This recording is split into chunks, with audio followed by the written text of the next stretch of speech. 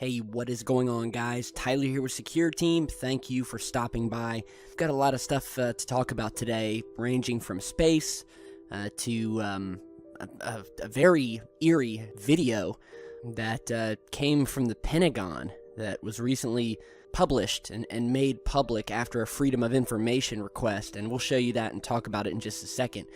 But first, I thought we'd start off mentioning the recent death of a fellow UFO researcher, which we actually did a video on back in July when he originally passed away. And there's a lot of new reports just now hitting the web over the past couple of days, sort of bringing this story back into the spotlight.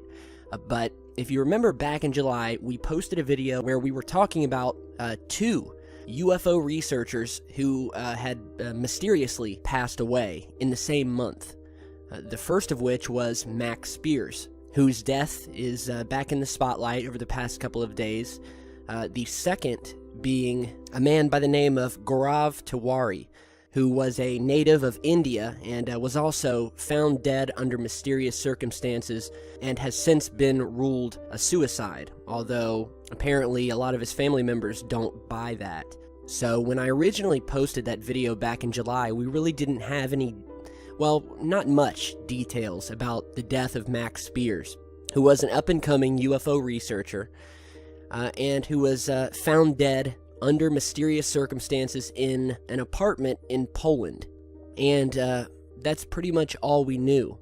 These new reports that have come out, which have provided some information that we didn't have before, in the form of a cell phone text that was sent from Max to his mother, stating, and I quote, "Your boy's in trouble. If anything happens to me, investigate." So, a father of two was found dead on a sofa days before he was scheduled to give a talk about his research, UFOs, and conspiracy theories. He was in Poland, where he had been invited to speak at a conference. He was originally from Canterbury and lived here in the United States for a few years. He had returned to his home city to stay with his mother just before leaving for Poland. His family members have stated that he was making a name for himself in the world of conspiracy theorists and this research that we do. And in Poland, he was, quote, staying with a woman that he didn't know for very long when they found him dead on a sofa to, quote, natural causes. And so his mother received this very strange, eerie text message, specifically saying, "I'm in trouble. If anything happens to me, investigate," which I think is very telling. And it's very sad. The whole situation is just sad. And his family do not believe that this young man, a very healthy, athletic man, would just drop dead, laying on a couch, and just die.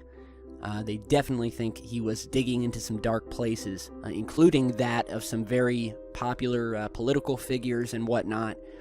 And the police apparently have ruled that he died from natural causes, despite there being no post-mortem examination that was carried out.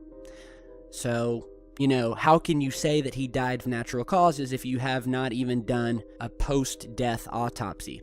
So we have this unexplained death, the subsequent treatment by authorities, all of it which is sparking controversy, questions by many people, both family of the victim as well as people like us and others all over the web. Yeah, we have this cryptic new text message, and it's just disconcerting. Feeling, you know, sort of a pain in the pit of your stomach reading a text like that and then finding out that the man passed away just days later. It's not the first time a ufologist or a researcher into a taboo subject like this has been found deceased under extremely suspicious circumstances. I guess we'll never really know the truth, but yeah, we will follow this. You know, you got to be careful. I mean, who knows what this guy was into? There's a lot of powerful entities out there who do not want people like Max or me or any of the other thousands of researchers out there nosing around in their business, in things that they shouldn't be nosing around in. And yeah, we will continue to follow this. So, sad day, you know, what are you going to do? Now, We have a very interesting piece of UFO footage that was just sent over by a viewer, capturing a UFO that seems to be hovering outside of the International Space Station, which looks to do some very fast maneuvers, moving one direction, turning, and then jetting off into space. So I'll let you watch the clip, and then we'll break it down in just a second. So check this out.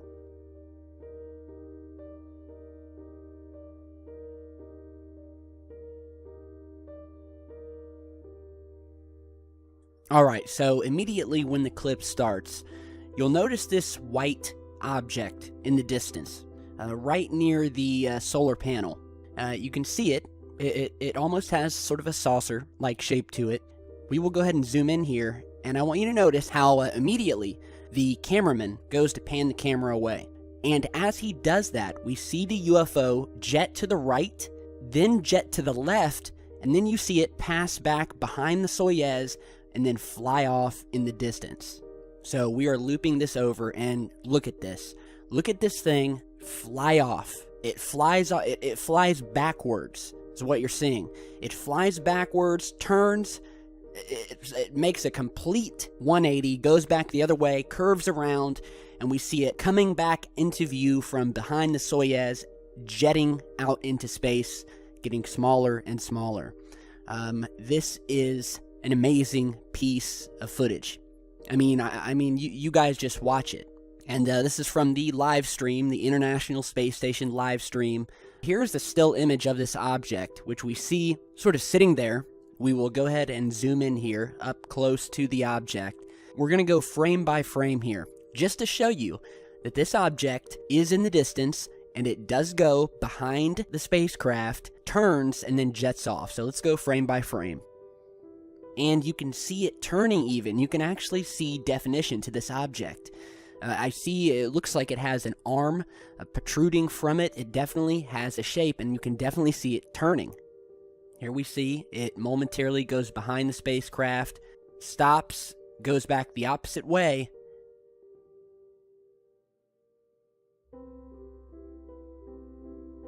loops back and curves back around, goes back behind the capsule, where once again we see it come back into view, jetting off into space, getting smaller and smaller, going behind the solar panel until it is gone. I mean, boom, you're busted. So, great piece of footage. It speaks for itself. And this is probably one of the best ISS captures I've seen, because not only do we see the object, we see it maneuvering, we see it passing by, changing directions, and then we see it jetting off into the distance, which definitely would indicate that this is under an intelligent control. We have seen these objects shadowing the space station, watching, and we actually have another clip that was taken a little bit later during this spacewalk, where we see another faint white object in the distance. Could it be the same object? I'm not sure. Here is that video here, and it happens very quickly.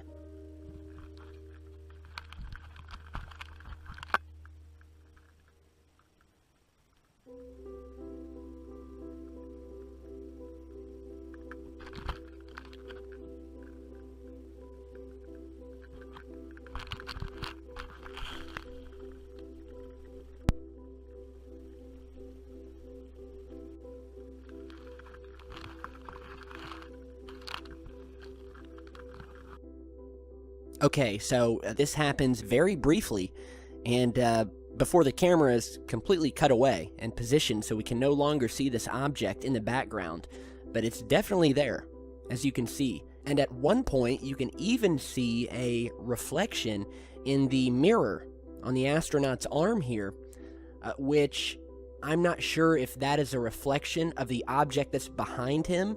It looks strange due to the direction that the mirror is facing.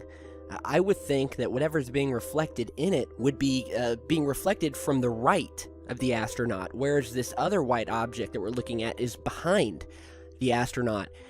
And, could this be the moon? I'm not so sure, because it looks awfully small. I mean, it does not look like the moon. It's just... it's one of those things where we'll just kind of let you guys decide. But one thing we do know is that we have this object jetting off, so big thanks to Kosa Gary for sending this in. You got an eagle eye, man. I really appreciate it. Let me know what you guys think. Some pretty damning footage. Now, onto this very mysterious dystopian Pentagon video that's just been released. And this was actually first reported by TheIntercept.com, entitled Pentagon Video Warns of Unavoidable Dystopian Future for World's Biggest Cities.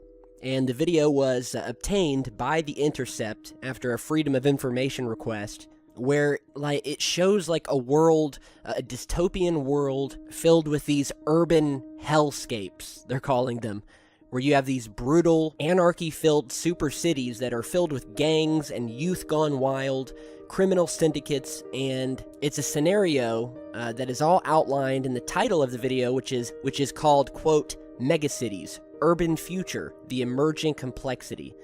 And it's a 5-minute video that was used at the Pentagon's Joint Special Operations University. Now, I will put the link to the article down here in the video description. You can head over and watch the video. But apparently the video was used as a quote, Advanced Special Operations Combating Terrorism course, which is used to prepare special operations forces to, quote, shape the future strategic environment by providing specialized joint professional military education. And it just talks about how the Army is completely unprepared for the future of our planet, where these megacities, presumably New York City, cities in Brazil, which are already being plagued with crime and are being completely controlled by these syndicates, and how this is likely going to be the future that we are going to live in. And it's like we're all going to be fending for ourselves, according to the video and the narrator of the video. So it's just a very, again, disconcerting video. And according to the U.S. military, this is, quote, the world of our future. Going on to say, it is one that we are not prepared to effectively operate within, and it is unavoidable. The threat is clear. Our direction remains to be defined. The future is urban. So, basically, yeah, the gist of it is that, according to the military, these urban areas with a population of 10 million or more are going to be eventually turned into these megacity slums, ruled by crime lords and gangs, and the Army is just completely unequipped to deal with it. So again, it's all very strange. The video is strange, and this is what they're showing their recruits and their special operators, as they're called, and yeah, it's just all very unsettling, I guess is the word. So check out that article from The Intercept, watch the video, and yeah, let me know what you guys think. I'd really like to know. Strange stuff. Now, before we end today's video, we have some new space news, the first of which, on a lighter note, is the Mars landing of the European spacecraft known as the Schiaparelli module, which initiated its descent yesterday on the 16th, where it detached from its mothership, I guess you could call it, the Trace Gas Orbiter, at about 10:42 a.m. EDT, and these were a part of the ESA and Russian ExoMars mission. And this is the first phase of the ExoMars project that is aimed at searching for signs of life that existed on Mars in the past. That's what this probe is going to be checking on. And now, this is not a rover. However, a second mission, which will come about in 2020, is when they are going to land the ExoMars rover that will move about on the Martian surface, much like our rovers here, compliments of NASA. So, the search continues. I'm glad that we have other space agencies getting into the fight here. Hopefully we'll be able to depend on them. Hopefully, I'm crossing my fingers, but I'm not getting my hopes up. But hopefully they will be a little bit more transparent, and if they do find something there, they will publish it immediately to the public and not dance around it. So exciting news. And while we're on the topic of going into space, visiting other planets and whatnot, many of you guys have probably heard of this. There is a new, quote, space nation out in space that you today can become a citizen of. And it's called Asgardia. And it is the first ever nation in space, or nation state, as they're calling it. So a team of scientists and legal experts got together and they created the Asgardia project as an attempt to create a nation founded on peace in space and the prevention of Earth's conflicts being transferred into space. So the idea is to create a mirror of humanity in space. And although this is actually not like a real space station, it's just like a little tiny orbiter. Despite that, millions of people have already signed up on the website to become the new country's citizens, and anyone can join. Now, the next step will be for them to launch their first satellite in 2017, which will become its first outpost in space. And while, its citizens will still be Earth-bound, it says that, I quote, "A space station will eventually follow." You're seeing an artist's rendition of the possible space station that we will likely see sometime in the future. This new country will be democratic but not ruled by earthly laws or the existing space laws. Its founders envision the need for a new universal space law and, quote, astropolitics. So, pretty cool idea, You can go and sign up and officially become a citizen of a space nation, which in and of itself is just a pretty cool thing to be able to tell your friends or maybe use as a pickup line when you're hitting on a girl in a bar or something. I mean, what woman could turn you down after admitting that you're a citizen of a newly created space nation? I mean, I would think it would be a done deal. So, I'll put the article to this and the website down below. Let me know what you guys think. And you know what? Go ahead over and join the nation. All right? And let me know what you guys think about everything we've talked about today. Some strange stuff, definitely some strange topics. I want to hear your thoughts. Be sure to let me know. And if you have any footage or stories you want me to talk about, be sure to shoot me an email. My email's in the video description. Follow me on Facebook and Twitter. And I'll see you back real soon. All right, so thanks for stopping by and stay safe.